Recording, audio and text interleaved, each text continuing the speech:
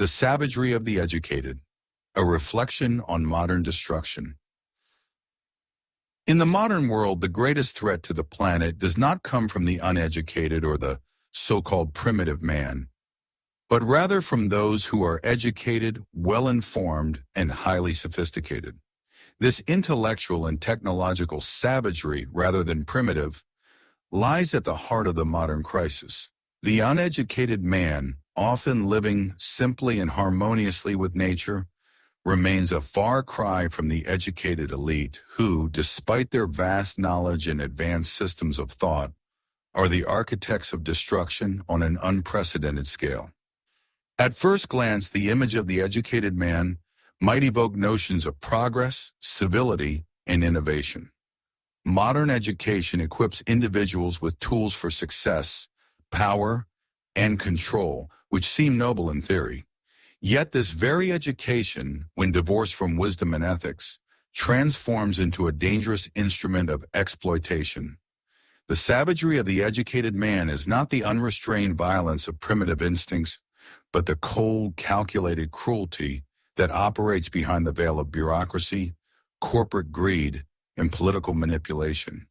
It is a savagery that wears a suit, wields a pen, and speaks the language of efficiency and progress, all the while devastating ecosystems, manipulating markets, and engineering systems that harm entire populations. In stark contrast, the uneducated man, often seen as primitive or unsophisticated, is more often than not in tune with the rhythms of nature. Living simply, his relationship with the earth is not one of dominance, but of coexistence. He understands his place in the web of life, and his actions are grounded in a deep respect for the environment.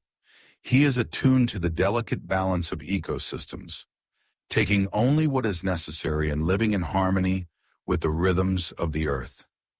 In many indigenous cultures, wisdom is passed down through generations, not through written knowledge or formal education, but through direct experience and a spiritual understanding of life's interconnectedness. The modern educated man, however, has lost this connection. Armed with tools of immense power, technology, science, finance, he uses them to exploit the planet's resources for short-term gain, often with little regard for the long-term consequences. The relentless drive for profit, efficiency, and growth blinds him to the intrinsic value of nature. His knowledge becomes a justification for the destruction of the very ecosystems that sustain him.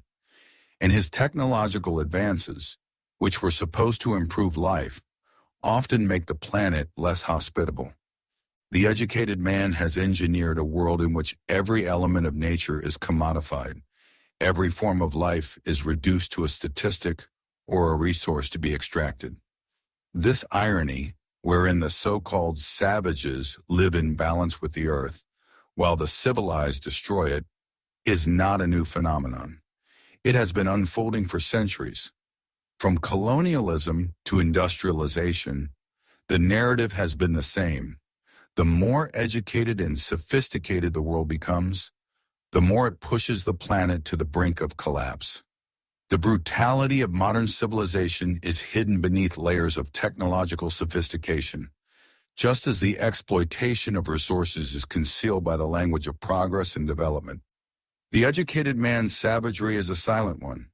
It does not scream or rage. Instead, it operates behind closed doors, in boardrooms, legislative halls, and corporate offices.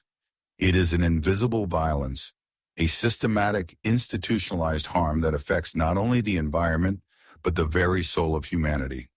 It is the violence of profit over people, of consumption over conservation, of development over sustainability. It is the violence of a world that prioritizes progress and efficiency over wisdom and harmony. In contrast, the uneducated man often possesses a deeper sense of the sacredness of life. His knowledge is not abstract or theoretical.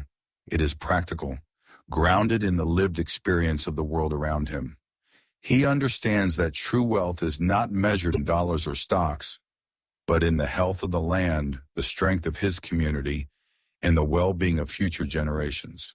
His actions, while simple, are often more profound than the calculated decisions of those who wield great power in the name of advancement. The real question is not whether education is inherently harmful, but how it is applied. When divorced from ethics and wisdom, education becomes a tool for destruction rather than creation. Knowledge must be tempered by humility, by an understanding that our actions have consequences beyond our immediate vision. True education is not just about mastering facts or techniques. It is about cultivating wisdom, compassion, and a deep respect for the world that sustains us. The educated man's savagery is not unlike a cancer, growing unchecked, spreading silently, and ultimately consuming the very thing that supports it. But unlike a cancer, which is a natural anomaly, this modern savagery is the result of deliberate choices, made by minds trained to believe that progress must come at the expense of the earth. Only when education returns to its true purpose, that of wisdom, harmony, and balance, can we hope to heal the damage that has been done.